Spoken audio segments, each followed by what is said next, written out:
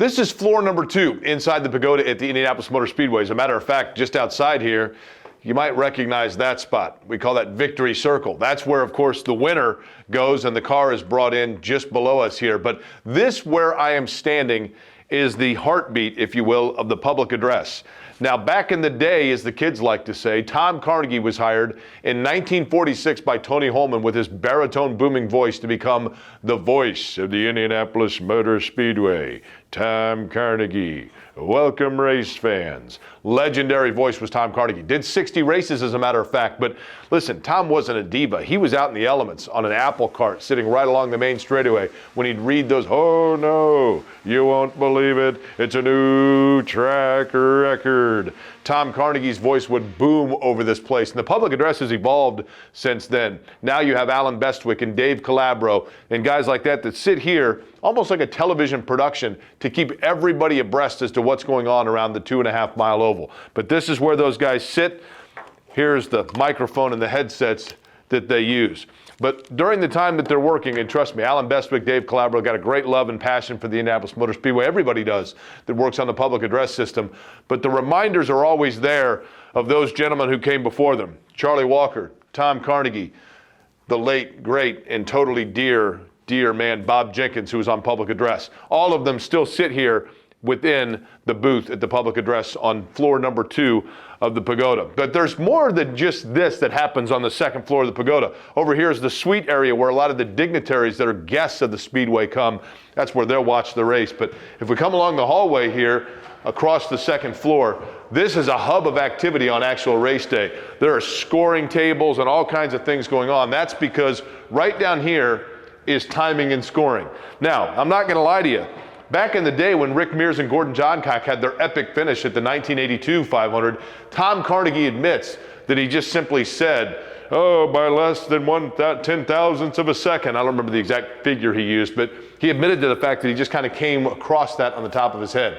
Now the timing and scoring is all done with computers and all kinds of elaborate scoring that sits along this table. So if there's any sort of question as to who's the first one to cross those bricks, no worries. The car and the computer will tell the answer, and they'll spit them out right here where all of the officials are to make sure the timing, scoring, and the rule keeping is done to a T in the greatest spectacle in racing. This place needs no introduction. Victory Podium at the Indianapolis Motor Speedway. No matter where you're born, no matter where you grow up, if you race, you want to someday end up here. And of course, this has just down below here, you might see, the lift where cars come up. The first installment of that took place when Al Unser Sr. won his 4th Indianapolis 500 back in 1987. But this is where the celebration is, and then, of course, this is where the photos are taken with the wreath. This becomes all kinds of pageantry. It also is the home of where things happen before the race. The singing of the national anthem, the command to start the engines. It all takes place right here at Victory Podium. Now, if you're one of those dignitaries that's involved in something like that, maybe you're singing God Bless America, maybe you're singing Back Home Again in Indiana or the national anthem. After you leave Victory Podium, you make your way through here on what's floor number 2 inside here, just off of Victory Podium at the Indianapolis Motor Speedway. If you're one of those dignitaries that's singing the national anthem, Back Home Again, God Bless America, whatever it might be, yes, you're part of something that's been immortalized throughout the sports world, but they want to make sure that your name is also immortalized. So you grab a Sharpie, you come here just off of the green room and sign the Wall of Fame, we'll call it. Tony Stewart signed it. So too is Nikki Sixx of Motley Crue. Danica Patrick signed it, and even Matt Damon. Keep in mind, he waved the green flag a few years ago. Fortunately, he waved the green flag far more legibly than his handwriting, but they still wrote down who it was so that we'll never forget.